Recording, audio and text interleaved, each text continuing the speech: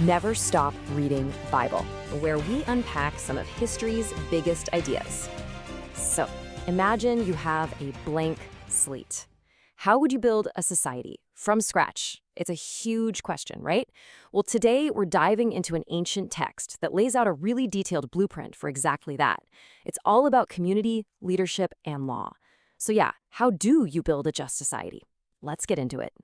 All right, so here's our game plan. We're going to break this down into 4 main parts: worship and justice, rulers and regulations, priests and prophets, and finally, what it takes to build a just community. Okay, first up, worship and justice. Let's dig into the glue that holds this whole community together. We're talking shared rituals and, a system of fair judgment. So the whole year is basically structured around 3 huge annual festivals. And these are way more than just holidays. They're powerful tools for creating a shared identity. Each one, Passover, the Festival of Weeks, the Festival of Tabernacles, is a constant reminder of their history, their freedom, and where their provision comes from. But, big parties and festivals don't mean a thing if the system itself is corrupt. And this blueprint gets that. It lays down a totally non-negotiable rule for how local government should work. The courts have to be absolutely fair. Period. It's really explicit. Judges are told to chase after justice, and only justice. Bribery, not a chance. Strictly forbidden. All right, so with that foundation of local justice set, the blueprint starts to think bigger. Let's look at how it structures leadership, all the way from the top court to a future king. Okay, so to make sure the law is the same for everyone, everywhere, the plan sets up a central Kai court. You can basically think of it as their Supreme Court. It's staffed by priests and a chief judge, and their whole job is to tackle the really tough cases, the ones the local courts are scratching their heads over. And whatever they decide, that's it. Final answer.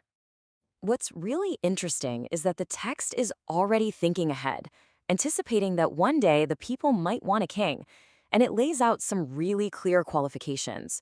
For one, the ruler has to be one of their own, not a foreigner. And crucially, they have to get that they aren't the ultimate authority, but more like a steward, governing under a higher law.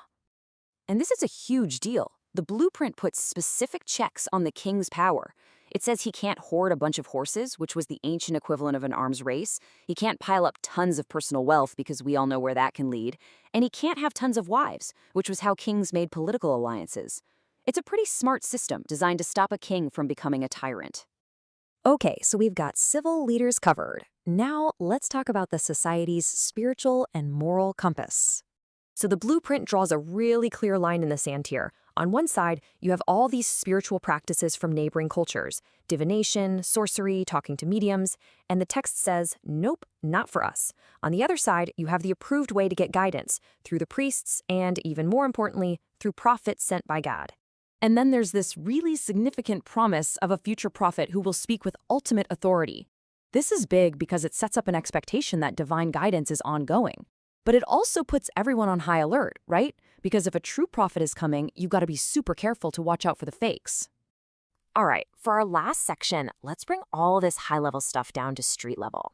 How do these big ideas actually play out in everyday life between citizens? Okay. Check out this incredible concept, the city of refuge. It's designed to stop those endless cycles of revenge killing. So, let's say you accidentally cause someone's death. Instead of their family coming after you for revenge, you can flee to one of these special cities. It's a safe zone where you're protected until you can get a fair trial.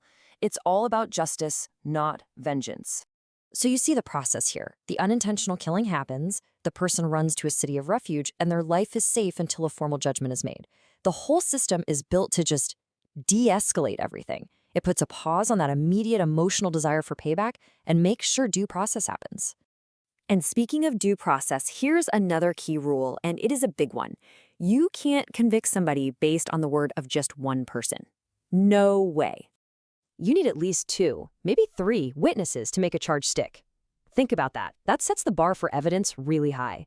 It's a fundamental protection for the innocent, designed to stop false accusations from completely destroying a person's life. The testimony has to be corroborated. The blueprint wraps up with these foundational laws. Don't secretly move your neighbor's boundary markers. If you lie as a witness, you get the exact punishment you were trying to dish out. And any punishment for a crime has to be proportional. It has to fit the offense. All just core ideas for a fair legal system. So when you step back and look at the whole thing, you see this incredibly detailed and integrated plan for building a nation. It's not just a random list of rules. It's a coherent vision where worship, governance, and daily justice are all woven together. And that leaves us with a pretty big question to chew on, doesn't it? What can a social blueprint that's 3,000 years old teach us about the timeless challenges we still face today? Things like limiting power, ensuring fair trials, and building a community on shared values. This explainer was developed using source material from the Center Studio. Thanks so much for watching.